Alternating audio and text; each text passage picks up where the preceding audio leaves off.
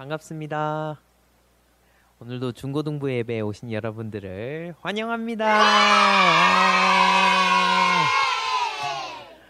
여러분, 오늘은 종려주일입니다. 그래서 이번 한 주간 정말 예수님의 십자가 은혜와 사랑을 묵상해보는 귀한 여러분들이 될 수 있기를 소망합니다. 오늘 우리에게 주신 하나님의 말씀은 마태복음 26장 36절에서 46절까지의 말씀입니다. 제가 한번 말씀을 봉독해 드리도록 하겠습니다. 이에 예수께서 제자들과 함께 겟셋마네라 하는 곳에 이르러 제자들에게 이르시되 내가 저기 가서 기도할 동안에 너희는 여기 앉아 있으라 하시고 베드로와 세베대의 두 아들을 데리고 가실새 고민하고 슬퍼하사 이에 말씀하시되 내 마음이 매우 고민하여 죽게 되었으니 너희는 여기 머물러 나와 함께 깨어 있으라 하시고 조금 나아가사 얼굴을 땅에 대시고 엎드려 기도하여 이르시되 내 아버지여 만일 할만하시거든 이 잔을 내게서 지나가게 하옵소서. 그러나 나의 원대로 마시옵고 아버지의 원대로 하옵소서 하시고 제자들에게 오사 그 자는 것을 보시고 베드로에게 말씀하시되 너희가 나와 함께 1시간도 이렇게 깨어 있을 수 없더냐. 시험에 들지 않게 깨어 기도하라. 마음에는 원이로되 육신이 약하도다 하시고 다시 두 번째 나아가 기도하여 이르시되 내 아버지여 만일 내가 마시지 않고는 이 잔이 내게서 지나갈 수 없거든 아버지의 원대로 되기를 원하나이다 하시고 다시 오사 보신즉 그들이 자니 이는 그들의 눈이 피곤함 일러라. 또 그들을 두시고 나아가 세 번째 같은 말씀으로 기도하신 후 이에 제자들에게 오사 이르시되 이제는 자고 쉬라. 보라 때가 가까이 왔으니 인자가 죄인의 손에 팔리느니라. 일어나라 함께 가자. 보라 나를 파는 자가 가까이 왔느니라. 아멘. 코로나 바이러스로 인해 모든 학교의 개학이 계속해서 연기되고 있습니다. 온라인 개학이 순차적으로 진행된다고 발표가 났는데요. 어느덧 3월이 지나고 4월이 되었습니다. 많은 사람들이 개학은 무리이고 온라인으로 수업하자는 이야기를 합니다. 여러분 생각은 어떠신가요? 피할 수 없다면 그렇게라도 공부를 해야겠죠. 그렇지만 공부하는 학생의 입장에서 생각해 봤을 때 좀 힘들 것 같습니다. 왜냐하면 솔직히 집에서 공부가 잘 안 되기 때문입니다. 나가도 공부가 쉽지 않은데 집에 있으니 더더욱이 몸과 마음에 거부 반응이 옵니다. 순간순간 유혹과 싸우며 고민하게 됩니다. 공부해야 한다는 것을 이 머리는 아는데 몸과 마음이 잘 따라오지 않을 때가 있습니다. 그렇죠? 공부와 마찬가지로 우리의 신앙도 그렇습니다. 세상 속에서 하나님의 뜻대로 하나님의 말씀대로 잘 살아야 하는데 그게 참 고민되고 어려울 때가 많이 있다는 것입니다. 오늘 본문 말씀에서 예수님은 제자들과 함께 겟셋마네라 하는 곳에 기도하러 가십니다. 항상 제자들에게 십자가의 길을 말씀하시고 가르치시던 예수님이 기도의 자리에서 아주 솔직한 모습을 보이십니다. 아니, 조금 약한 모습을 보이십니다. 예수님은 고민하고 슬퍼하십니다. 아버지여, 만일 가능하면 이 잔을 내게서 거두어 주시옵소서. 이 솔직한 외침은 예수님 자신이 걸어가야 할 십자가의 길에 대한 두려움을 보여줍니다. 하지만 예수님의 기도는 탄식의 기도로 끝나지 않습니다. 그러나 나의 원대로 마시옵고 아버지의 원대로 하옵소서. 하나님의 뜻대로 십자가에 달려도 괜찮다는 것입니다. 여기서 예수님의 두 가지 마음이 드러납니다. 한 가지는 하나님의 뜻대로 십자가에 달리려는 마음입니다. 그리고 또 한 가지는 예수님이 십자가에 달리고 싶지 않은 마음입니다. 예수님은 두 마음 사이에서 고민하고 슬퍼하시고 괴로워하셨습니다. 예수님은 하나님의 뜻을 따라 철저히 하나님의 말씀대로 살아오셨습니다. 그런데 그런 예수님에게 들이닥친 것은 무엇입니까? 바로 죽을 것 같은 괴로움이었습니다. 여러분, 예수님의 괴로움이 너무도 이해되지 않으십니까?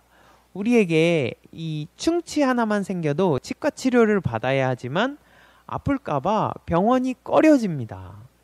그런데 예수님은 사람들에게 매질을 당하고 십자가에 달려야 하는 훨씬 더 큰 육체의 고통을 앞두고 계십니다. 많은 사람들 앞에서 노래를 하거나 자기 생각을 이야기한다고 하면 몸이 경직되고 긴장됩니다. 혹시나 망신당할까봐 생각만 해도 정신적으로 너무 힘이 듭니다.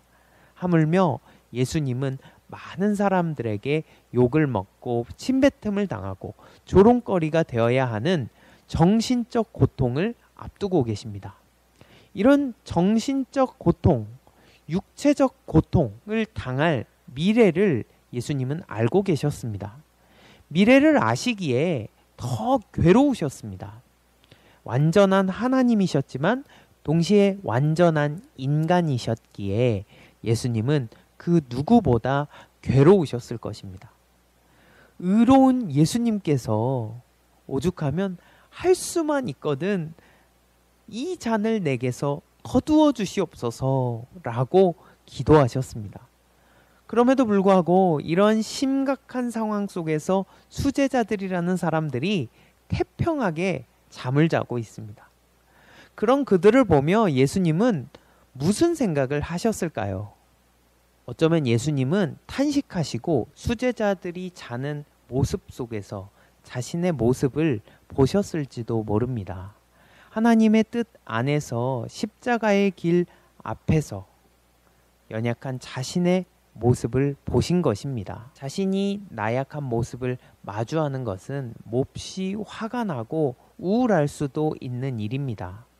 그래서 예수님은 수제자인 베드로에게 너희가 나와 함께 1시간도 이렇게 깨어있지 못하냐고 탄식하셨습니다. 또한 시험에 들지 않게 기도해 달라고 하시며 혼잣말을 하시듯 이렇게 말씀하셨습니다. 마음은 기도하기를 원하지만 육신이 약하구나. 그럼에도 불구하고 제자들은 예수님과 함께 기도하지 못하고 잠에 들고 맙니다. 그 가운데 예수님만이 홀로 기도하십니다. 이 기도는 하나님만이 들으시는 특별한 기도입니다. 하나님 앞에서 하는 진실한 이 기도는 예수님께서 진정한 하나님의 아들이심을 보여줍니다. 이 기도는 우리의 기도가 늘 거룩하고 경건한 내용만을 담아야 한다는 편견을 깨버립니다. 하나님 앞에서 예수님은 우리가 아는 평범한 아들입니다. 아플 때 아프다 말하고 괴로울 때 괴롭다 말할 수 있는 그런 진실한 관계입니다. 동시에 예수님의 기도는 단순히 욕심을 채우려는 기도가 아닙니다. 예수님은 아버지의 뜻을 이해하고자 하는 아들의 마음으로 고민합니다. 이 땅에서만 그저 행복하게 살 생각이 아닙니다. 이 땅에서 뿐만 아니라 사망의 권세를 넘어 우리를 온전케 하실 그 하늘의 뜻을 구합니다. 하늘에 계신 아버지의 뜻을 생각하며 기도합니다. 그러나 계속되는 기도에도 나아지는 상황은 없습니다. 열심히 기도하고 와서 보면 제자들은 잠을 자고 있습니다. 예수님을 팔아넘긴 자, 잡아 죽이려는 자들은 어김없이 예수님께로 다가오고 있습니다. 예수님은 기도를 마치신 뒤에 제자들을 깨우지 않으십니다. 그저 기도하신 뒤에 제자들을 찾아오셔서 이렇게 말씀하십니다. 이제 자고 쉬라.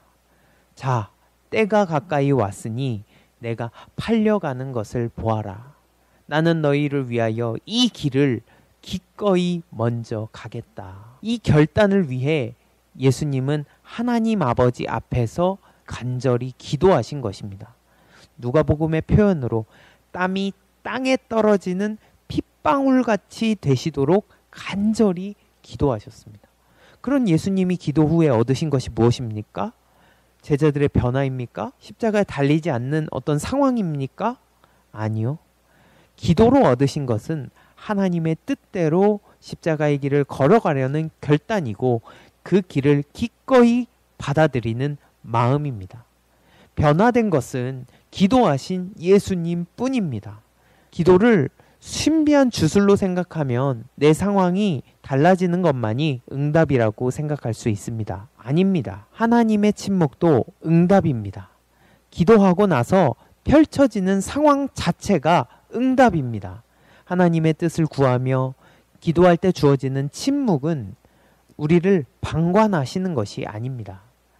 오히려 우리 깊은 내면의 고민을 잠재우시고 생명의 길로 인도하시는 것입니다. 십자가의 길을 가시는 예수님은 더 이상 고민하지 않으십니다. 마음뿐 아니라 연약한 육신도 하나님의 뜻을 따라 앞으로 나아갑니다. 순한 어린 양처럼 하나님의 인도하심을 따라 담담하게 걸어가십니다. 가룟 유다가 비아냥되는 것도 괜찮습니다. 매질을 당하고 십자가에 죽는 순간까지 매달려 있는 것도 이제는 괜찮습니다. 하나님의 손이 붙들고 계시기 때문입니다. 하나님이 함께 하시기 때문입니다. 그 중심에 예수님의 기도가 있었습니다. 예수님은 기도로 사역을 시작하시고 기도하시고 돌아가셨습니다. 예수님에게 있어서 기도는 하나님의 손길이요 인도하심 그 자체였습니다. 기도를 통해 예수님은 하나님의 뜻을 깨닫고 받아들이십니다. 그러므로 우리도 기도해야 합니다. 무엇보다 어려운 일 있을 때, 괴로울 때 기도하시길 바랍니다. 그리스도인은 기도해야 합니다. 아니, 기도하는 사람만이 그리스도인입니다. 기도에는 응답이 있고 하나님의 손길이 있습니다.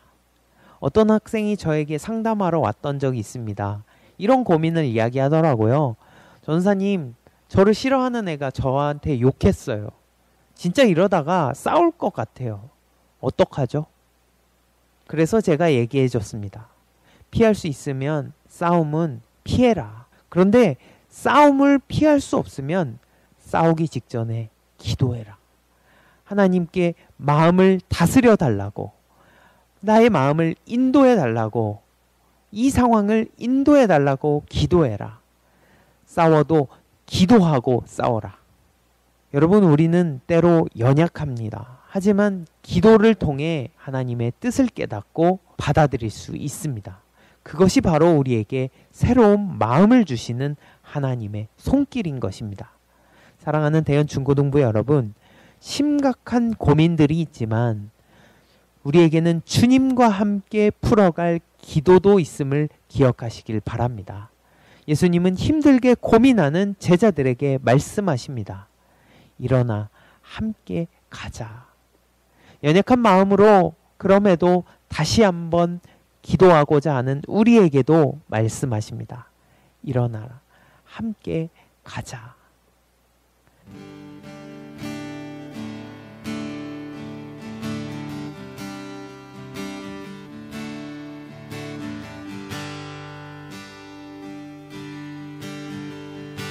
나의 주님께, 나의 주님께 찬양 드리며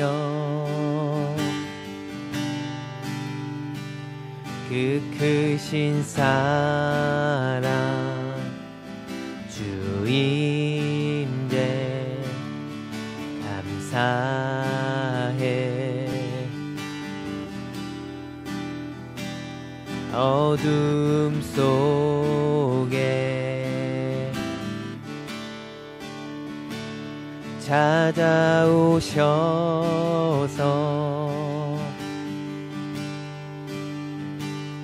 주님의 영광 보게 하시네.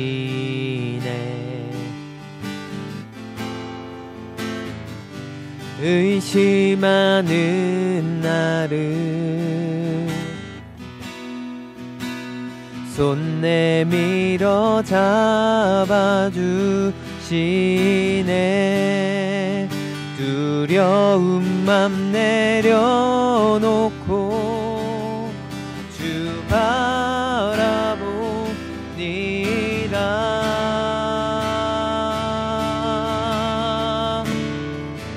주님을 보게 하소서. 나를 붙드소서.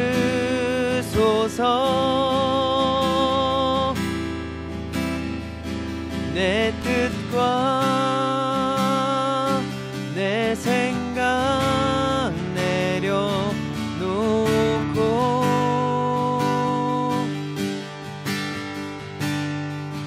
주님 앞에 나 엎드려 주의 음성 기다리니. 나를 부르실 때 믿음으로 걸어가리. 주님을 보게 하소서. 주님을 보게 하소서. 나를 붙드소서.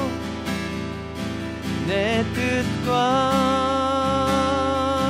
내 생각 내려놓고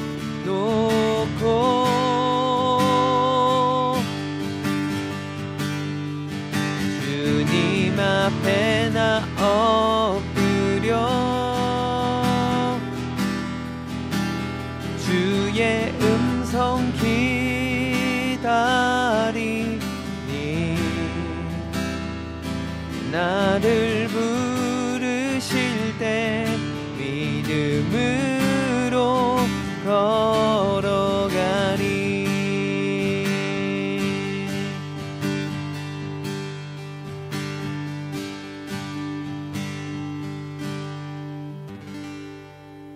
아멘.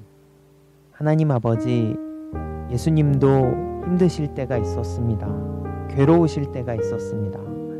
십자가의 길이 버거워서 때로는 이 잔을 내게서 거두어 주시옵소서 라고 기도하시며 아파하셨던 모습을 우리가 바라보았습니다. 하나님, 우리가 연약해서 때로는 넘어지고 좌절하고 낭망하는 삶을 살아가지만 우리도 예수님처럼 진실하게 하나님 아버지 앞에서 기도하고 또한 그러면서도 하나님의 온전한 뜻이 우리의 삶 가운데에 이루어지기를 간절히 기도할 수 있는 우리 모두가 되게 하여 주시옵소서. 예수님의 고난과 그 십자가의 아름다운 사랑을 다시 한번 묵상하고 주님과 함께 동행하는 우리 모두가 될 수 있도록 주님 한 주간을 지켜보아여 주시옵소서. 인도하여 주시옵소서. 예수님의 이름으로 기도합니다. 아멘. 여러분, 한 주간도 주님과 함께 동행하는 귀한 한 주 되시고요. 우리 다음 주에 또 뵙도록 하겠습니다. 여러분 사랑하고 축복합니다.